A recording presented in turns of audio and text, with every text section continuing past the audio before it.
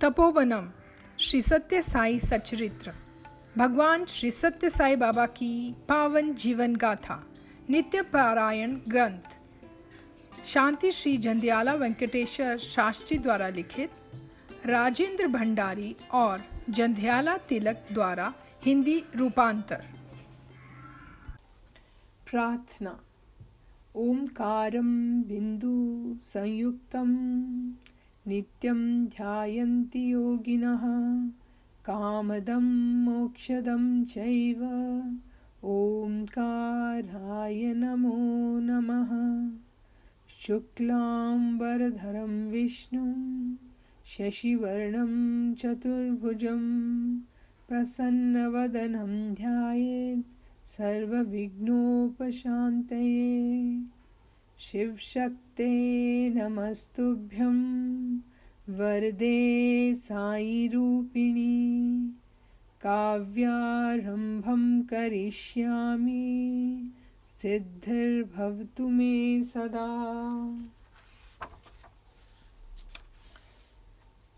पहला दिन गुरुवार। पहला अध्याय। तपोवन प्रवेश। तुम मुझे देख नहीं सकते हो, पर मैं वह ज्योति हूँ जिसके द्वारा तुम देखते हो। तुम मुझे सुन नहीं सकते हो, पर मैं वह ध्वनि हूँ जिसके द्वारा तुम सुनते हो। तुम मुझे जान नहीं सकते हो, पर मैं वह सत्य हूँ जिसके द्वारा तुम जीते हो। बाबा। इस पवित्र तपोवनम का पारायण प्रारंभ करने के पूर्व मैं इस ब्रह्मांड नायक भगवान श्री सत्य साई बाबा के चरण कमलों में सादर प्रणाम करता हूँ। भगवान बाबा अखिल ब्रह्मांड के स्वामी, दीन हीन के संरक्षक तथा सच्चित आनंद परब्रह्म की जीवंत मूर्ति हैं। सारा संसार साई से सराबोर है। ये कलयुग साई युग ही है। निसंदेह श्री सत्य साई बाबा भगवान के अवतार हैं। प्रेम की इस जीवंत मूर्ति की महिमा का उदय पुट्टपर्ती गांव में हुआ। शैन्य उनकी ख्याति धर्मावरम और फिर अनंतपुरम पहुंची। तदनंतर पहाड़, घाटियों, खेत खलियानों, नदी नालों को पार करती हुई ये महिमा फैलती ही चली गई और फिर महासागर, महाद्वीपों को अपने आगोश में लेते हुए समस्त विश्व में फैल गई। फलतः बाहरी दुनिया से दूर पहाड़ों से घिरा पुट्टपर्ती गांव अनायास ही विश्व आकाश पर चमकते सितारे की भांति प्रकट हो गया है और संसार के लिए एक महान तीर्थ स्थल बन गया है। आज अध्यात्म और योग की जननी, भारत के साथ ही विश्व के सभी देश भी श्री सत्य साई की देवत्व शक्ति के सूरज की ज्योति से प्रकाशमान है। इन मुल्कों में Sri Lanka, Africa, Australia, America, New Zealand, Iceland, रूस, फ्रांस, जापान, स्विट्जरलैंड, ईरान, चीन आदि अनेक हैं। साईं भगवान के भक्त भले ही दुनिया के किसी कोने से क्यों ना आए हों और उन्हें किसी भी नाम या रूप से क्यों ना स्मरण करें, सभी को अपने अंदर भगवान की मौजूदगी का सशक्त एहसास होता है। भक्त भले ही विकट संकट की हालत में होने के कारण चाहे अपनी व्यथा को शब्दों में प्रकट ना कर सकें, उसे भी अपनी आर्त पुकार का उत्तर मिलता महसूस होता है। शिशु अपनी माँ की गोद में समा जाने की ललक लेकर उसके पास दौड़ा चला आता है, तो यहाँ पुट्टपर्ती में भी देश विदेश के भक्त इस विश्व माता के दर्शन की झांकी लेने पहुंच जाते हैं। बाबा, सर्वोच्च देवत्व की जीवंत मूर्ति हैं। भक्तों को जब अपने पुण्य फल के बल पर उनके समीप पहुंचने का सौभाग्य प्राप्त हो जाता है तो उन्हें बाबा में अपने मनचाहे आराध्य का दर्शन होता है। इस तरह उस एक ही मूर्ति में विभिन्न भक्तों को श्री रामचंद्र, श्री कृष्ण, श्री महाविष्णु, परम शिव, गणपति, सुब्रह्मण्यम, माँ भवानी, शिरडी साईं, दत्तात्रेय, गौतम बुद्ध, ईसा मसीह आदि के दर्शन होते हैं। इस तरह साईं भगवान सभी भक्तों को मनचाहा दर्शन देते हैं। साथ ही वे स्पष्ट करते हैं कि वे सभी देवी देवताओं से भी ऊपर हैं। बाबा के भक्तों को बखूबी पता है कि सृष्टि, स्थिति और लय तीनों तत्व उनके नियंत्रण में हैं। एक बार बाबा ने एक भक्त से कहा भी है, भगवान शब्द में भ सृष्टि का प्रतीक, ग रक्षा का प्रतीक तथा वा लय का प्रतीक है। जिसमें ये तीनों शक्तियां हो वही भगवान है। ये मेरी व्यक्तित्व का सूक्ष्म सत्य है। श्री सत्य साईं सही अर्थ में सचमुच भगवान हैं। उनकी शक्तियां असीमित हैं और सारा ब्रह्मांड उनमें समाया है। वे मनुष्य की देह धारण कर हमारे बीच अवतरित हुए हैं। हम भक्ति, पुण्य कार्यों और आध्यात्मिक ज्ञान के बल पर ही उनके देवत्व का बोध कर सकते हैं। लोगों को इन आध्यात्मिक राहों पर बढ़ने की प्रेरणा देने के लिए ही वे उनको अपने देवत्व के बारे में बोध करते रहे हैं। ऐसे ही एक मौके पर बाबा ने कहा, यदि मैं तुम्हारे बीच विचरण कर रहा हूँ, तुमसे बातें कर रहा हूँ, तुम्हारे साथ मिलजुल कर खा पी रहा हूँ, तो ये अपनी खातिर न होकर सिर्फ तुम्हारे लिए है, जिससे तुम मुझे समझने की कोशिश कर सकोगे। मैं तुम्हारे जैसा ही बेहिचक तुमसे मिल रहा हूँ ताकि तुम मुझ पर भरोसा करोगे, मुझसे प्रेम करोगे और मेरी आज्ञा का पालन करोगे। इस तरह तुम प्रभु को प्राप्त कर सकोगे। मैं तुम्हारी आध्यात्मिक जिज्ञासा को जगाना चाहता हूँ। इसके लिए सबसे पहले खुद को जानो और उसके बाद आत्म साक्षात्कार करो। मैं सारे ब्रह्मांड का मूल आधार हूँ। हर वस्तु का मूल कारण भी मैं ही हूँ। मैं ज्ञानी, ज्ञान और ज्ञेय सभी कुछ हूँ। बाबा ने मानव जाति को अध्यात्म के रास्ते पर प्रेम के जरिए आगे बढ़ाने के लिए अवतार लिया है। ये उनका मिशन है और उनकी सारी गतिविधियां इसी की सफलता हेतु हैं। वे अति धैर्यवान, सहिष्णु और करुणा में हैं। उनकी घोषणा है, पहले किसी अवतार ने मेरी भांति व्यवहार नहीं किया।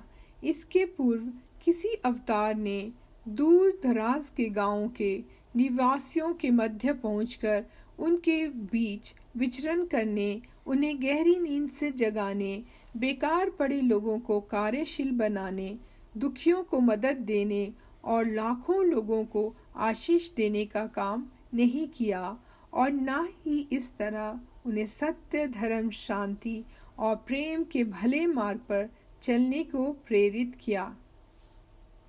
यदि मैं सागर हूँ तो तुम मेरी नदियाँ व लहरें हो। इस तरह वास्तव में तुम और मुझ में कोई अंतर नहीं है। अपने अंतिम लक्ष्य को प्राप्त कर लेने पर तुम्हें इस सत्य का एहसास हो जाएगा। स्वामी का उद्बोधन है, तुम इस कीचड़ में कब तक फंसे रहोगे? पंख बढ़ाओ और उड़ जाओ। इन दो पंखों में से एक है भगवान का नाम स्मरण, तो दूसरा दीन जनों की सेवा है। इन दोनों की मदद से पूर्व जन्मों के दौरान किए हुए पूरे बुरे कर्मों के दुष्परिणाम से छुटकारा मिल सकता है और मन में पवित्रता आ सकती है। ये स्वामी का आश्वासन है। मुंबई के वल्लभ भाई पटेल स्टेडियम में भक्तों की हजारों की तादाद में जमा भीड़ को संबोधित करते हुए साईं प्रभु ने घोषणा की, मैं तुम सभी के दिलों में बसा हुआ हूँ, इसीलिए मुझे सभी की दुख व्याधियों का ज्ञान है। ये साईं ऊर्जा हर प्राणी में प्रवाहित है, ठीक जैसे विद्युत की धारा हर बल्ब में मौजूद है। मैं सभी हृदयों का प्रकाश पुंज और जीवन शक्ति हूँ। बाबा उनकी हर विनती को सुनते हैं और उनमें विश्वास रखते हैं। वे हर समय उनके घरों में, उनके पीछे, उनके साथ और उन्हें अपनी निगाह में रखते हैं। पुट्टपर्ती में प्रशांति निलयम से विश्वविद्यालय को जाने वाले मार्ग में चढ़ाई पर एक बरगद का पेड़ है, लेकिन इसको साधारण वृक्ष न समझा जाए। ये ध्यान वृक्ष एवं तपो वृक्ष है। 29 जून 1959 आषाढ़ पूर्णिमा के दिन भगवान बाबा ने एक 15 इंच बाय 10 इंच आकार का ताम्रपत्र सृजित किया, जिस पर अत्यंत आध्यात्मिक महत्व के बीज अक्षर मौजूद थे। उन्होंने एक नियत स्थल पर इसे गाड़ दिया और इसके ऊपर ये वृक्ष लगा दिया। उस शुभ अवसर पर भक्तों को संबोधित करते हुए उन्होंने घोषणा की, ये वृक्ष वही बोधि वृक्ष है जिसके नीचे बैठ कर बुद्ध ने आध्यात्मिक ज्ञान ज्योति प्राप्त की। ये ज्ञान वृक्ष है।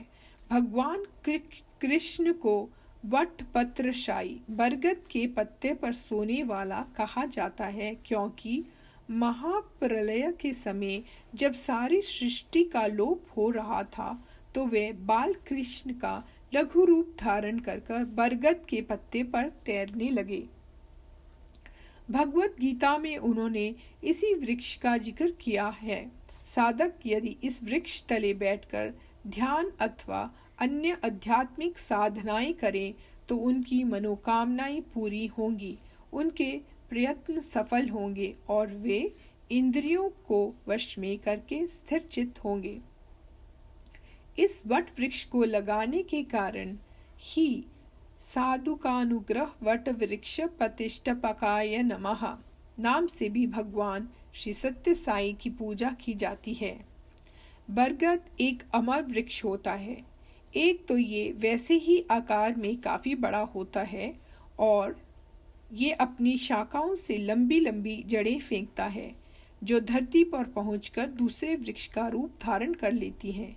अतः एक ही बरगद के पेड़ से दूसरे कई बरगद पैदा हो जाते हैं और काफी बड़े क्षेत्र में फैल जाते हैं। इस तरह बरगद प्राणियों को शरण और छाया प्रदान करता है। मैं किसी हिचक के बिना कहना चाहूँगा कि उसी भांति भगवान बाबा भी निरंतर अधिकाधिक मानव जाति को शांति तथा सुरक्षा प्रदान कर रहे हैं। ये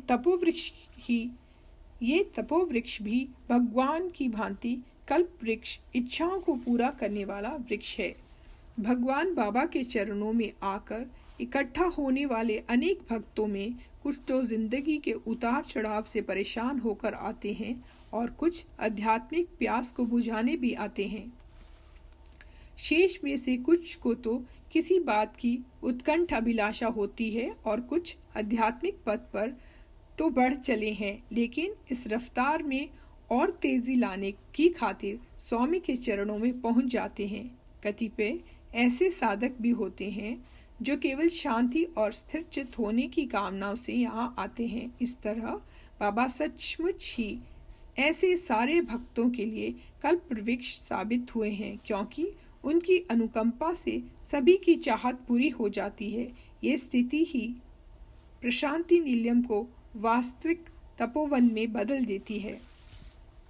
जब प्रशांति निलयम के निर्माण का भी काम शुरू नहीं हुआ था कि एक दिन उसकी पथरीली धरती पर खड़े होकर बाबा अनायास ही बोल पड़े, निकट भविष्य में ही ये जगह शिरडी, तिरुपति और वाराणसी में बदल जाएगी।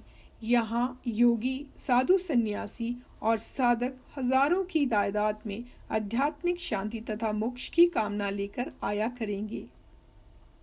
इसी स्थान से सनातन धर्म के पुनर्जागरण के विश्व कार्यक्रम का संचालन किया जाएगा। दुनिया के हर कोने से लाखों की संख्या में भक्तगण मेरे दर्शन के लिए आया करेंगे। मेरे दर्शन के लिए लालायित लोग उचक उचक कर तथा अपनी गर्दन लंबी कर मेरे इस नारंगी परिधान की एक झलक देखने के लिए तड़पते रहेंगे।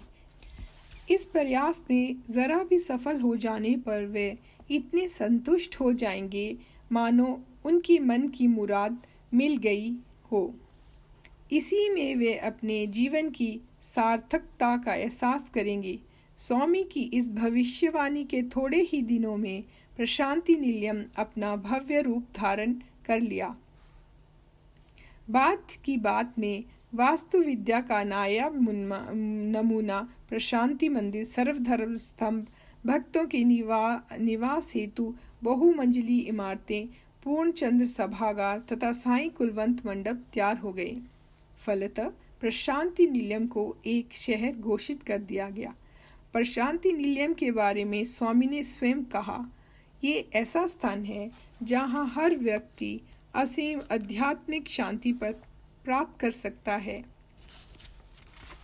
ये हर इंसान के लिए उसकी पसंद के अनुसार मंदिर, गिरजाघर, मस्जिद एवं सब कुछ है। ये प्रेम का ऐसा ईश्वरीय निर्झर है जिससे हर कोई जी भरकर अपनी प्यास बुझा सकता है। यहाँ भगवान मनुष्य देह में अवतार लेकर आए हैं। यहाँ पर रहकर सभी आध्यात्मिकता के शिखर पर पहुँच सकते हैं। मेरा ध्येय हर मनुष्य के दिल को प्रशांति निलयम बनाना है। इसी ध्येय को साकार बनाने के लिए ये अवतार धरा पर पधारा है। यहाँ पर हर साधक जी भरकर साधना में लीन रह सकता है। उसका आराध्य भले ही कोई भी देवी या देवता हो, हर एक अपने तरीके से साधना करने को यहाँ पर स्वतंत्र है। इसमें उसको कोई बाधा नहीं पहुँचाएगा। ऐसी सुविधा दुनिया भर में और कहीं नहीं मिलेगी। इसीलिए इस जगह को विश्व तपोवन कहा जाता है। यहाँ पर आध्यात्मिक साधनाएं जितनी फलीभूत होती हैं उतनी अन्यतर कहीं भी नहीं होती हैं। वजह यही है कि यहाँ पर निराकार पर ब्रह्म मनुष्य देह में भक्तगणों के बीच विचरण करते हैं। यहाँ पर सिर्फ ध्यान में लीन हो जाओ और प्रभु खुद ही तुम्हारे पास चलकर आ जाएंगे। तुम्हें वे अपने सामने खड़े मिलेंगे। वे मंद मंद मुस्कान के साथ तुम्हें देखेंगे और तुमसे मीठी मीठी बातें करेंगे। वे तुम्हें भरोसा दिलाएंगे, तुम्हें स्पर्श करेंगे और आशीर्वाद देंगे। इस तरह वे तुम्हारे शरीर के कण कण को देवी आनंद से पुलंकित कर देंगे। ऐसे तपोवन में कोई भी यों ही नहीं पहुंच सकता है। कई पूर्व जन्मों के दौरान किए गए सत्कार्यों के फल के बल पर ही इंसान यहाँ प्रवेश पा सकता है। यहाँ आना हर एक व्यक्ति के सौभाग्य की निशानी है। भगवान बाबा ने खुद ही कहा है, मेरी इच्छा के बिना कोई पुट्टपर्ती की धरती पर पांव तक नहीं रख सकता है। कोई अनायास ही ऐसा नहीं कर सकता है। ये अक्षरश सत्य है। मन की बेचैनी से परेशान होकर हजारों लोग हर दिन पुट्टपर्ती पहुंचते हैं। वे दुनिया के दूर दराज के सभी मुल्कों से आते हैं। इनमें सभी धर्मों, जातियों और भाषाओं के लोग होते हैं। यहाँ पर अवर्णनीय शांति तथा आनंद पाकर वे पूर्ण संतुष्ट होकर वापस लौट जाते हैं। पूर्व जन्मों में उन्होंने जो आध्यात्मिक साधनाएं की, यहाँ पर उन्हें उनका भरपूर फल मिलता है। पुट्टपर्ती में प्रभु से व्यक्तिगत तौर पर संपर्क में आना उनका सर्वोत्तम पारितोषिक होता है। श्री सत्य साईं के आशीर्वाद प्राप्त कर वे आनंद मगन हो जाते हैं। जिन्हें अभी तक कोई आध्यात्मिक साधना करने का एक भी मौका नहीं मिला हो, वे भी यहाँ भगवान के दर्शन पाकर ऐसी साधना करने को प्रोत्साहित होते हैं। ये एकदम सच है जिसका हर कोई अनुभव कर सकता है। ऐसे कई कारण हैं जिनकी वजह से मैंने इस पवित्र पुस्तक को तपोवनम नाम दिया है। करुणा में भगवान ने मेरे इस प्रयास को आशीष देने की कृपा की है। ओमकार पुट्टपर्थी तीर्थ स्थल मनमोहक पहाड़ियों से घिरा हुआ है, जो यहाँ के शांत एवं आनंददायक वातावरण को चार चांद लगा देते हैं। यहाँ आने पर लगता है कि मानो चारों ओर ऋषि मुनि ध्यान मगन में हैं। यहाँ पर अब ब्रह्म मुहूर्त का समय है। ठंडी और देह को गुदगुदाने वाली हवा चल रही है। चारों ओर पक्षियों की चहकार है। प्रशांति निलयम प्रांगण के प्रातः 4:40 बजते ही घंटे की 12 बार घनघनाट सुनाई देती है। इसी के साथ इस देव दरबार की गतिविधियां शुरू हो जाती हैं। साधक और भक्तगण सामने मैदान में पंक्तियों में बैठ जाते हैं। थोड़ी ही देर में वे मंदिर के अंदर प्रवेश करने लगते हैं। भजन कक्ष के भरते ही बत्तियां बुझा दी जाती हैं। अब प्रातः के 5:20 हो गए हैं। घंटे की ध्वनि होते ही इसके साथ ही सभी भक्तगण ओंकार का उच्चारण शुरू करते हैं। सभी के समान गति के साथ एक साथ ओंकार करने से ये समवेत नाद बड़ा प्रभावकारी लगता है। कहा जाता है कि ओंकार आत्मा का परमात्मा से मिलन कराता है। प्राचीन ऋषि मुनियों ने मानवता को ये अति सशक्त महामंत्र की भेंट की। ओम इति एक अक्षरम ब्रह्मम। इसमें अ, उ और म, ओम 3 स्वर होते हैं। इसको प्रणव नाद भी कहते हैं, जिसके जप करने से मनुष्य परमानंद का एहसास कर सकता है। ओम के महत्व के बारे में बाबा कहते हैं, केवल एक शब्द ऐसा है जो सारे ब्रह्मांड में व्याप्त है और वे ओमकार अर्थात प्रणव है। सारी सृष्टि इस नाद से सराबोर है। नदियां प्रणव नाद करती बहती हैं, तो सागर में भी ये ध्वनि सुनने को मिलती है। इतना ही नहीं, श्वास प्रश्वास भी प्रणव ही है। पालकी ढोने, भारी वजन ले जाने, कपड़े धोने आदि कठिन शारीरिक श्रम करने वाले भी ओंकार के संगीत के साथ अपनी थकान को भूल जाते हैं। प्रणव के महत्व को पूरी तौर पर समझने के साथ ओंकार जप करने से पूर्व जन्मों के बुरे फल से छुटकारा मिल जाता है तथा जन्म मृत्यु के चक्र से मुक्ति मिल जाती है। जिस तरह रेलगाड़ी के डिब्बे इंजन से जुड़ने पर रेल पटड़ी पर धड़ाधड़ चलते जाते हैं, उसी भांति सभी मंत्र प्रणव से मिलने पर अति प्रभावकारी बन जाते हैं। केवल ओंकार करना ही सारे वेदों का सार समझ लेने के समान है। ओंकार निश्चय ही अति शक्तिशाली, प्रभावकारी और सर्वोच्च आनंद प्रदान करने वाला मंत्र है। अब ऐसे मंत्र का सामूहिक तौर पर प्रशांति निलयम में 21 बार उच्चारण कर लिया गया है। इससे जो सशक्त आध्यात्मिक तरंगे पैदा हुई हैं, उन्हें सुबह की ठंडी ठंडी हवा अपने पंखों पर लेकर सारे संसार में फैला चुकी हैं। इसके बाद यहाँ पर सुप्रभातम की बारी आती है। इसकी रचना संस्कृत में की गई है। इसका सुर और लय प्रातः उषा काल के माहौल के एकदम उपयुक्त है। सुप्रभातम।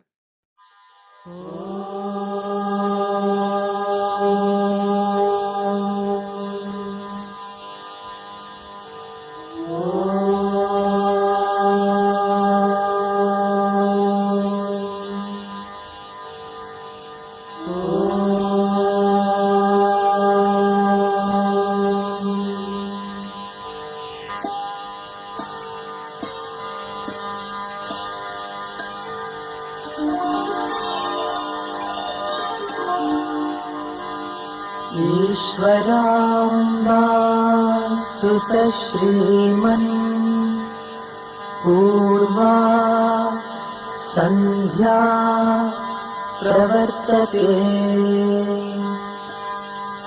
उत्तिष्ठ सत्यसाईश कर्तव्यम् दैवमान्हिकम् उत्तिष्ठोत्तिष्ठ पर्तीश उत्तिष्ठ जगदीपते उत्तिष्ठ करुणापूर्ण लोकमङ्गलसिद्धये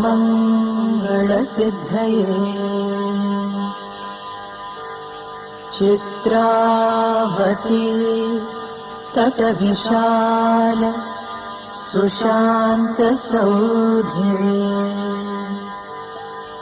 तिष्ठन्ति सेवकजना स्तव दर्शनार्थम् आदित्यकान्तिरनुभाति समस्तलोकान् श्री सत्यसाई भगवन् तव सुप्रभातम्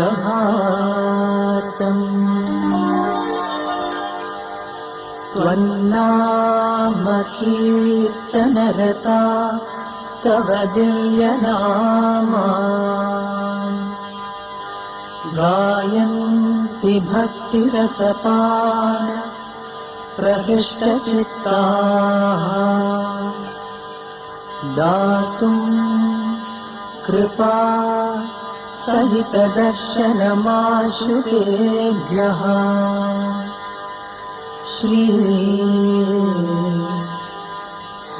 सत्यसाई भगवन् तव सुप्रभातम्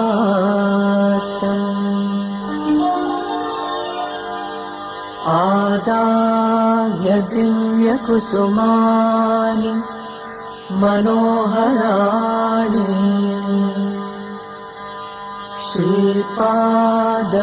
श्रीपादपूजनविधिं भवदङ्घ्रिमूले कर्तुं महोत्सुकतया प्रविशन्ति भक्ताः श्री सत्यसाई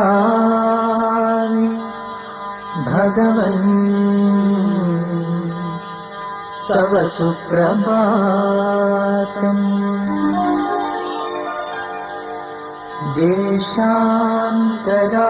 देशान्तरागतबुधा स्तव दिव्यमूर्तिम् सन्दर्शनाभिरतिसंयुत चित्तवृत्त्या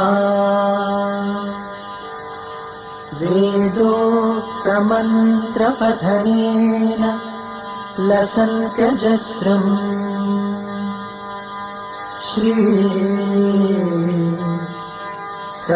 सत्यसाई भगवन् तव सुप्रभातम्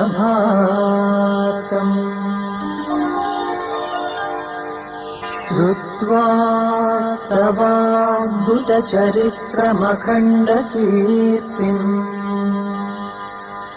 व्याप्ता दिगन्तरविशाल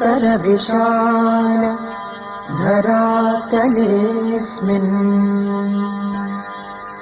जिज्ञासुलोकमुपतिष्ठति चाश्रमेऽस्मिन् श्री सत्यसाई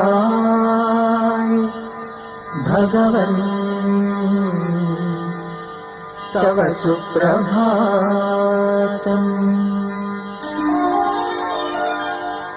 सीता सती समविशुद्धहृदम्बुजाताः बह्वङ्गना करगृहीत सुपुष्पहाराः स्तुन्वन्ति दिव्यनुदिभिर्फणिभूषणं त्वाम् श्री सत्यसाई भगवन् तव सुप्रभातम्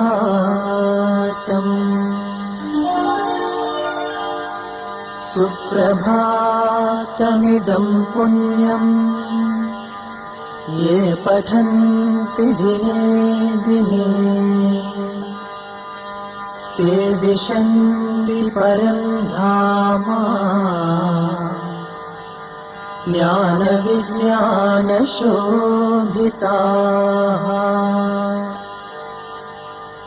मङ्गलम् गुरुदेवाय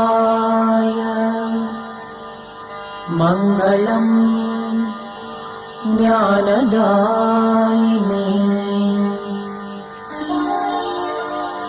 मङ्गलम् पतिवासाय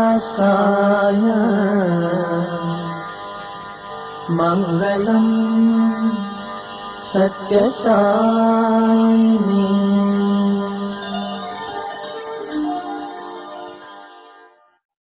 आध्यात्मिक दृष्टि से सुप्रभातम के द्वारा प्रभु को उनके भक्तों की मनोकामनाओं से अवगत कराया जाता है।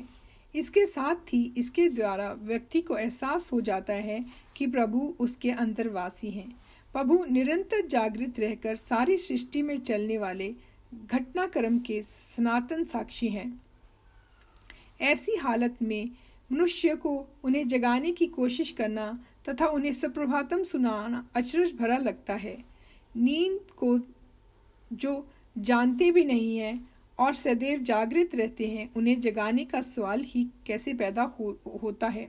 फिर प्रश्न उठता है कि ये सुप्रभातम क्या है तथा किसके लिए है। इस संगीत में साधना का असली लक्ष्य हमारे अंदर विवेक और चेतना को जगाना है। इसका आंतरिक अर्थ हमको नींद से जगाकर ये स्मरण कराना है कि भगवान सबके हृदय में बसते हैं। इससे हमारी ज्ञान अग्नि को प्रज्वलित करने की कोशिश की जाती है। यहाँ पर एक सत्य घटना प्रस्तुत है। प्रशांति निलयम में शिवरात्रि का अवसर था। उस रात को भजन में तल्लीन भक्तों में एक विद्वान दीपाल पिच्चय शास्त्री थे। यकायक उनके दिमाग में एक विचार आया। मैं सोते हुए श्री साई के मुखचंद्र की मनोहरी छटा देखना चाहूँगा। उसी रात को 11 बजे बाबा ने शास्त्री को साक्षात्कार कक्ष में बुलाया और उनसे बातें करने लगे। 1 घंटा बीत गया था, लेकिन समय कैसे गुजरता चला गया शास्त्री को पता ही नहीं था। अब उन्हें नींद सताने लगी और वे जम्हाई रोक न सके। इस पर स्वामी ने उनसे पूछा, शास्त्री, तुम तो मुझे सोते हुए देखना चाहते थे, परंतु तुम तो खुद ही सोने लगे हो। शास्त्री एकदम चौंक पड़े। स्वामी को उनके अंतर्मन में प्रकट विचार का बोध कैसे हो गया। बाबा ने अत्यंत शांत और गंभीर मुद्रा से कहा, शास्त्री, यदि मैं सो जाऊं तो क्या तुम फिर कभी जाग सकोगे? शास्त्री दंग रह गए। भगवान हमेशा जागते रहते हैं और हरदम किसी न किसी गतिविधि में मशगूल रहते हैं। हमें इस सत्य को सदा ध्यान में रखना चाहिए। नगर संकीर्तन। नगर संकीर्तन ऐसी एक गतिविधि है जिसमें भक्तों का समूह भजन कीर्तन करते हुए बस्ती के रास्तों पर निकल पड़ता है।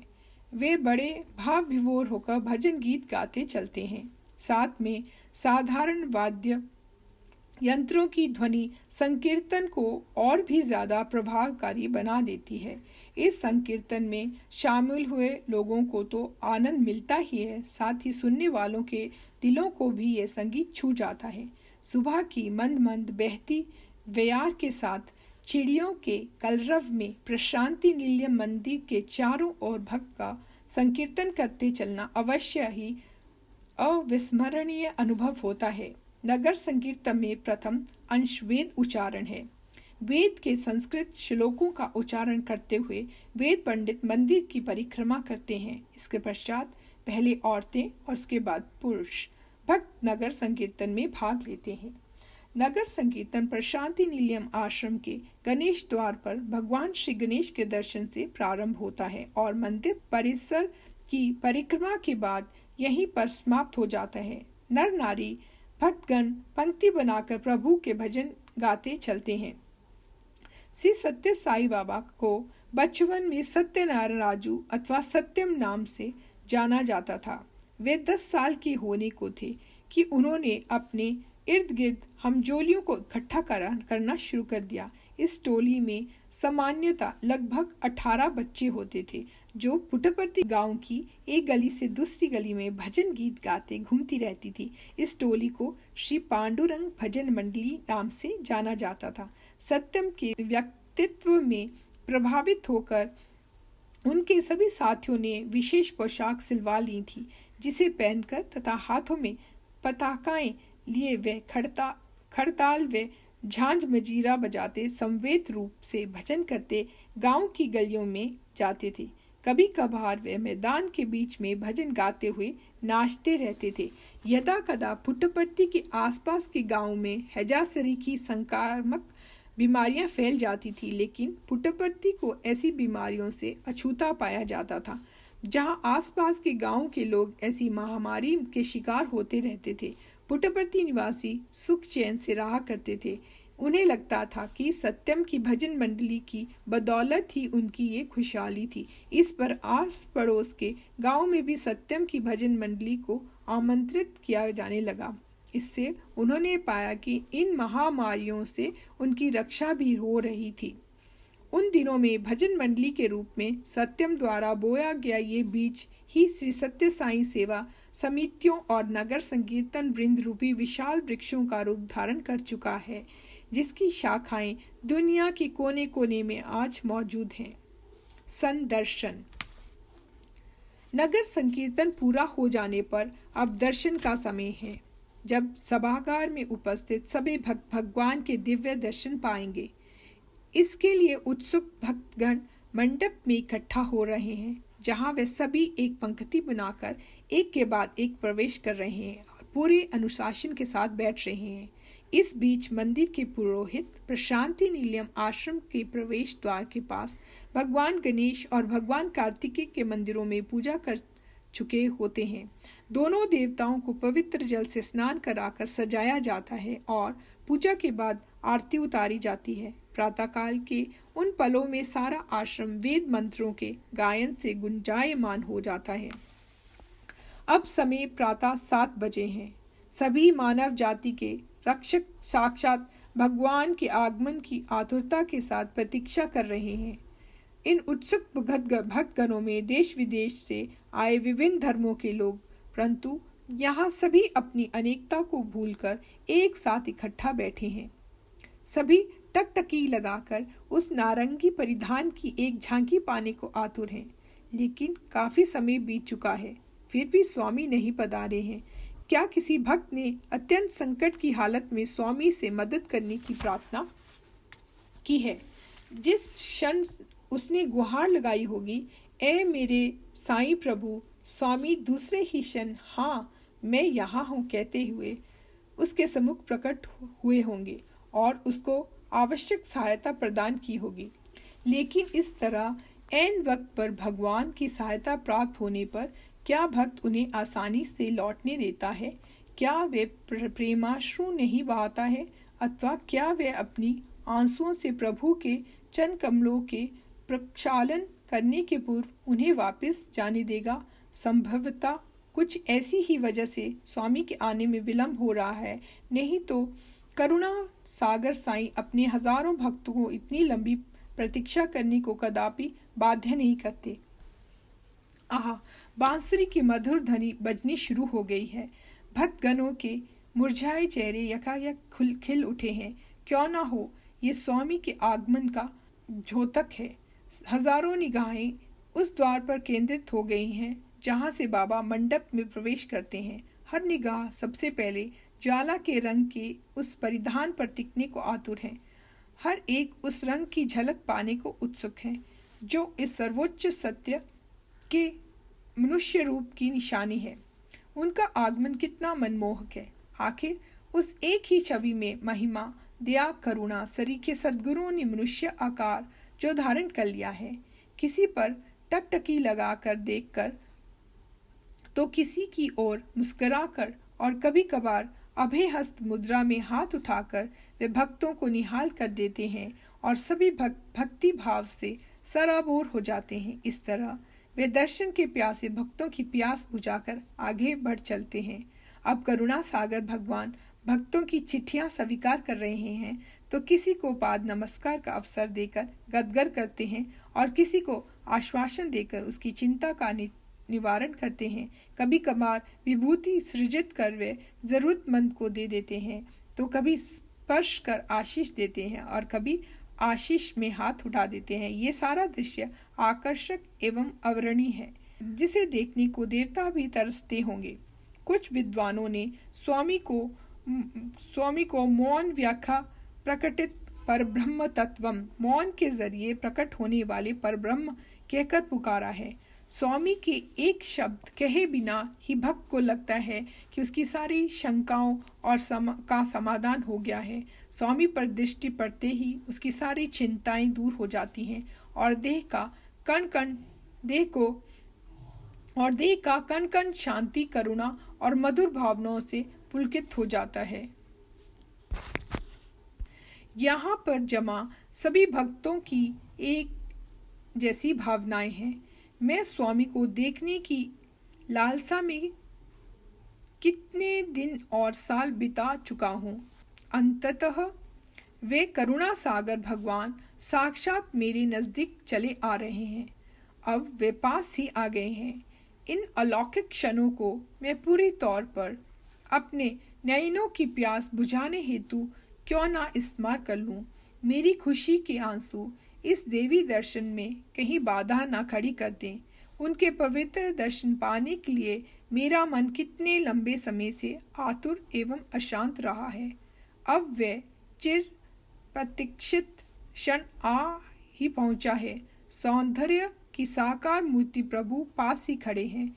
मेरा मन इस मधुर क्षण का भरपूर आनंद ले। मेरा शरीर तो प्रतीक्षा करते करते स्पर्श का एहसास तक भूल गया है। अब तो वे दिव्य चरण कमल पास ही हैं, इतने समीप कि मैं उनका स्पर्श कर सकूं। इस मौके का फायदा उठाकर मेरा शरीर क्यों ना उन्हें स्पर्श करे, जिससे इस शरीर में पुनः जीवन का संचार हो और उसको पुनः स्पर्श बोध हो सके। लेकिन पता नहीं क्यों इस मौके पर मेरा मन, निगाहें, देह और यहाँ तक कि जीभ भी मेरे वश में नहीं रह गई है। मेरे प्रेमाश्रु निगाह को धुंधला बनाए दे रहे हैं। जीवा से कोई शब्द नहीं निकल पा रहा है और शरीर तो अपनी सुध-बुध ही भुलाए बैठा है। सब खुशी के मारे अपना होश गंवा चुके हैं। ये साईं के व्यक्तित्व की महिमा की वानगी है। बाबा पर निगाह टिकते ही हमें उनके देवत्व का स्पष्ट बोध होने लगता है। इस देवत्व के बारे में एक बार उन्होंने कहा, मैंने स्वयं अपने कौतुक के लिए इस समस्त ब्रह्मांड को साकार करने का संकल्प लिया। इसके पूर्व मुझे जानने वाला कोई नहीं था। मेरी इच्छा भर से ही ऊंचे पर्वत आकार में आ गए, नदियां बहने लगी, नीचे धरती और ऊपर आकाश अस्तित्व में आ गए, सागरों की लहरें गर्जना करने लगी, सूर्य, चांद, रेगिस्तान और सब कुछ साकार हो गया, जिससे मेरी मौजूदगी उजागर हो सके। इंसान, पशु, पखेरु सभी प्राणी बोलने, सुनने और हरकतें करने लगे। उन सभी में मनुष्य को सर्वोच्च स्थान दिया गया। मैंने उसके मस्तिष्क को अपने विशिष्ट ज्ञान से भर दिया। ये कितना बड़ा महत्वपूर्ण उद्घाटन है। इन शब्दों पर चिंतन हमें अवश्य ही आध्यात्मिकता की ऊंचाई पर पहुंचा देगा। दर्शन हेतु एकत्रित भक्तों को इस तरह मंत्र मुक्त कर देने के बाद स्वामी मंदिर के बरामदे की तरफ रुख कर लेते हैं, जहां विद्यार्थी एवं अध्यात्मक लोग पंक्तिबद्ध होकर बैठे होते हैं। स्वामी हर सुबह अपने भक्तों को दर्शन देते हैं। इसमें कभी कभार हमें आत्मग्लानि सी होने लगती है कि हम उन्हें कितना कष्ट दिए जा रहे हैं। इस बीच स्वामी ने कुछ लोगों को व्यक्तिगत साक्षात्कार के लिए चुन लिया है, जो सभी मंदिर के बरामदे में जमा हो गए हैं। स्वामी उन सभी को साक्षात्कार कक्ष में ले जाते हैं। इसके साथ ही सुबह की दर्शन सभा समाप्त हो जाती है। देवलोक निवासी भी मेरे दर्शनों की प्रतीक्षा में रहते हैं। भगवान के दर्शन से भक्तगणों के मन प्रफुल्लित और गदगद हैं।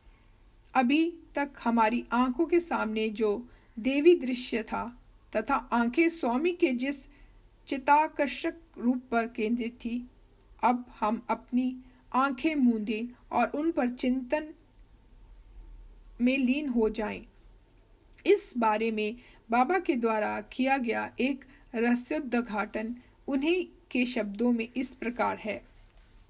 मेरे दर्शन रूपी आशीष के बाद किसी एकांत स्थान में जाकर शांत चित्त होकर बैठ जाओ। मन की चंचलता त्याग कर एकाग्र भाव में चले जाओ। इस स्थिति में पहुंचकर मेरे स्वरूप पर ध्यान केंद्रित रखो और मेरे दर्शन प्राप्त करने को अपना सौभाग्य समझो। तभी जाकर तुम्हें मेरे दर्शन का भरपूर फायदा मिलेगा। जब मैं दर्शन सभा में तुम्हारी ओर से गुजरता हूँ तो मेरी दैवी शक्ति की किरणें तुम्हारी देह में प्रवेश कर जाती हैं। लेकिन यदि तुम इस प्रकार चिंतन मनन के बजाय दर्शन के तुरंत बाद अन्य लोगों के साथ बातचीत में लग जाती हो तो मेरी शक्ति किरणें मेरे पास लौट आती हैं। इस हालत में तुम्हें दर्शन से कोई लाभ नहीं पहुंचता है। जिस चीज पर मेरी निगाह पड़ती है उसमें सुधार भरा बदलाव आने लगता है तथा उसको शक्ति की प्राप्ति होती है। इस शक्ति की दिन प्रतिदिन वृद्धि हो जाती है। मेरे दर्शन के महत्व को कभी कम ना समझना।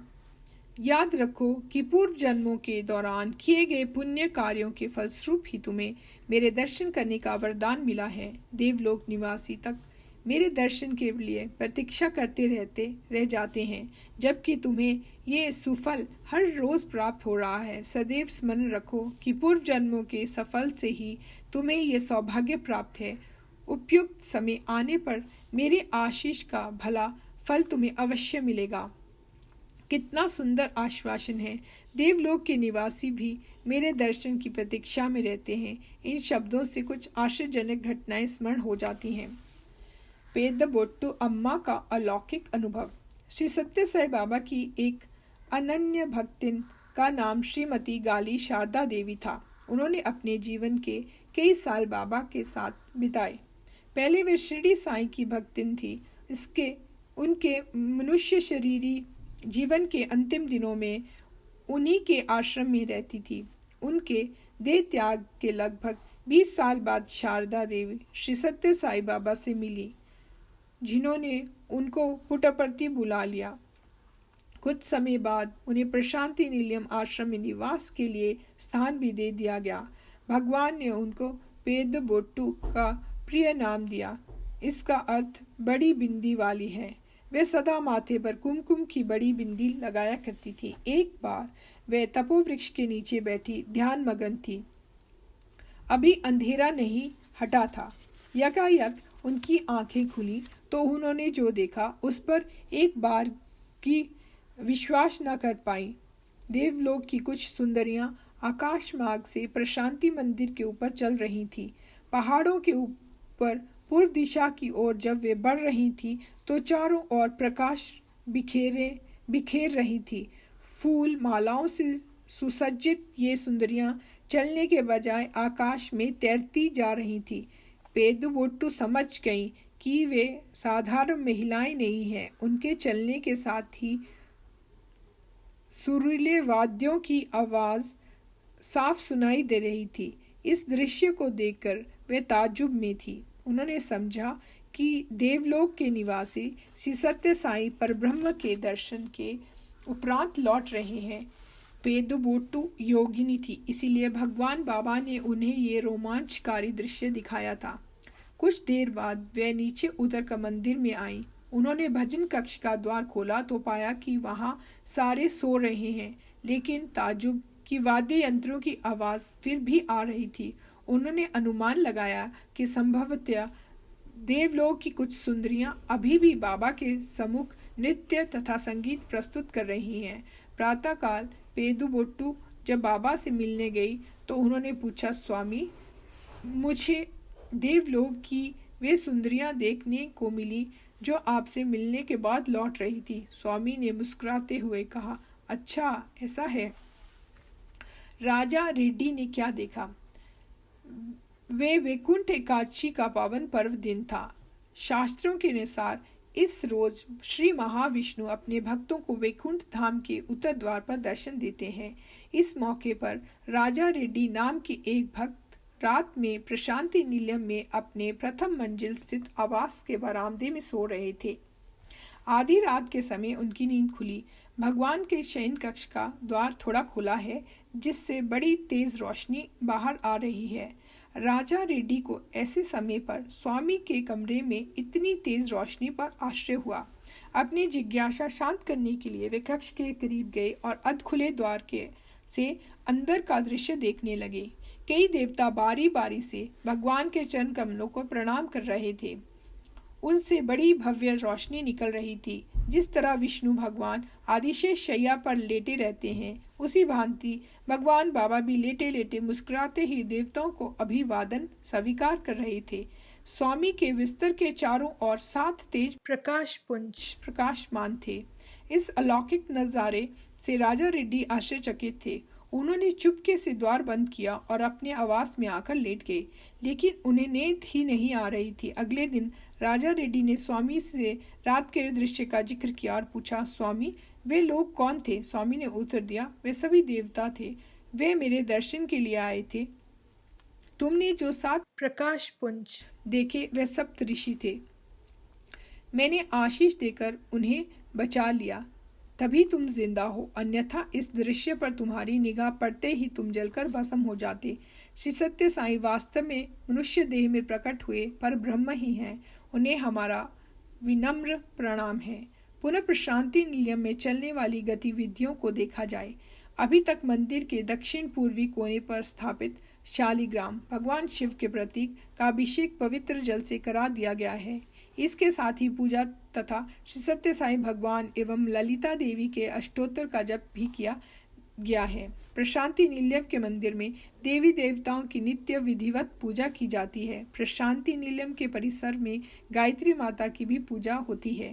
वास्तव में ये सभी पूजा आत्म पूजा ही है, जिसमें अपने अंदर स्थित देवत्व का निरंतर बोध होता है। देवी देवता इस आत्म तत्व को और ज़्यादा सशक्त तथा प्रभावकारी बनाते हैं। सारी पूजा पावन तथा भक्तिभाव के साथ ही की जानी चाहिए। इसमें निरंतर एहसास रहे कि ये अपने अंदर स्थित भगवान की पूजा ही है। इन क्रियाओं के जरिए भक्त में प्रेम भावना, आध्यात्मिक चेतना और समस्त ब्रह्मांड के कण कण में व्याप्त उस सर्वोच्च शक्ति के बोध को बढ़ावा मिलना चाहिए। भजन। अब प्रातः 9 बजे का समय होने को है। मंदिर में भजन शुरू हो गए हैं।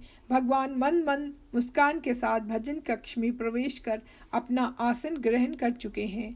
भजन के चलते वे बड़े शालीन ढंग से भजन की ताल पर अपने हाथों को हिलाते जाते हैं। इस दौरान वे अपनी उंगलियों को ऐसे हिलाते हैं मानो वे हवा में कुछ लिख रहे हों। यदा कदा जब वे मुस्कुराते हैं तो भक्तगण प्रफुल्लित हो जाते हैं। वे आकाश में क्या लिख रहे हैं, लिखते हुए वे मुस्कुराते क्यों हैं, इस बीच उनके मन में क्या विचार आ रहे हैं, ये सब अति रहस्यपूर्ण लगता है। इस बारे में उनका एक कथन याद आता है। तुम सभी ने देखा होगा कि भजन कक्ष में जब मैं अपने आसन पर बैठा होता हूँ तो यदा कदा मुस्कुरा देता हूँ, मानो मैं किसी से बातें कर रहा हूँ। मैं अपनी उंगलियों को ऐसे हिलाता रहता हूँ कि जैसे मैं हवा में कुछ लिख रहा हूँ। उसकी वजह यही है कि वास्तवतः उस समय मैं ऐसे लोगों से बातें करता रहता हूँ या उनके संपर्क में रहता हूँ जिन्हें तुम देख नहीं पाते हो। मैं हर समय अपनी सहायता चाहने वालों की मदद करता रहता हूँ, लेकिन ऐसी बातों का मैं प्रचार नहीं चाहता। क्या कोई बाप अपने बेटे को दी गई प्यार भरी सहायता का बखान दूसरों से करता फिरता है? भजन कार्यक्रम में राम, कृष्ण, बुद्ध, ईसा मसीह, साईं, अल्लाह आदि के प्रति भक्ति गीत होते हैं। सचमुच ये मधुर सर्वधर्म संकीर्तन है। गायक खुले दिल से गाते हैं जबकि विभिन्न वाद्य उनका साथ देते हैं। प्रशांति मंदिर में गाए जाने वाले इन भजनों में गहन भक्ति भाव में पूरी तौर पर मगन होकर आनंद में डूब जाने वालों में संभवतः श्री साईं भगवान ही होंगे। भगवान को इस भक्ति भाव तरंग में एकदम आनंद से सराबोर देखना अपने में एक अतीव अनुभव है, ऐसा अनुभव जिसको भक्त आसानी से ना भुला पाएगा। स्वामी ने एक बार भजन के आध्यात्मिक महत्व को एक उपमान देकर इन शब्दों में स्पष्ट किया। जब तुम पेड़ के नीचे जमा होकर आवाज करने लगते हो तो पेड़ पर बैठी चिड़ियां फुर्र से उड़ जाती हैं। उसी तरह ये मनुष्य जीवन भी वृक्ष की भांति है, जिस पर अनेक किस्म के पखेरु बैठकर शोर मचाते रहते हैं। ये पक्षी काम, क्रोध, लोभ, मोह, मद और मत्सर्य के षड्रिपु हैं। वे सब मिलकर जो कलरव मचाते हैं, उससे शांति गायब हो जाती है तथा मन स्थिर नहीं रह पाता है। यदि तुम खुले दिल से राम, कृष्ण, गोविंद, नारायण आदि नाम लेते हो तो ये चिड़ियां भाग जाएंगी, जिससे तुम शांत और पवित्र चित्त होकर रह सकोगे।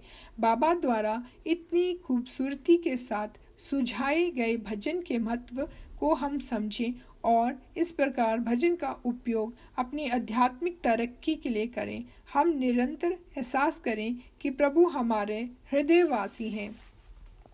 अब भजन पूरा हो गया है और भगवान की आरती उतारी जा रही है। तदनंतर वे अपने कक्ष की ओर बढ़ रहे हैं। ये प्रशांति नीलम में दोपहर से पहले की गतिविधियों का वर्णन है। हम साईं भगवान को अंतर मन से प्रणाम करें, उनके दिव्य स्वरूप को अपने मन में धारण कर उस पर चिंतन करते रहें। हम महसूस करें कि साईं बाबा विश्राम के लिए हमारे दिल के अंदर प्रवेश कर गए हैं और इस धारणा के साथ मंदिर प्रांगण से शांतिपूर्व अपने आवास को चले जाएं। चलिए हम बढ़ चलें। ओम श्री सत्य साईं पर ब्रह्मणे नमः। ओम शांति शांति शांति। प्रथम अध्याय समाप्त।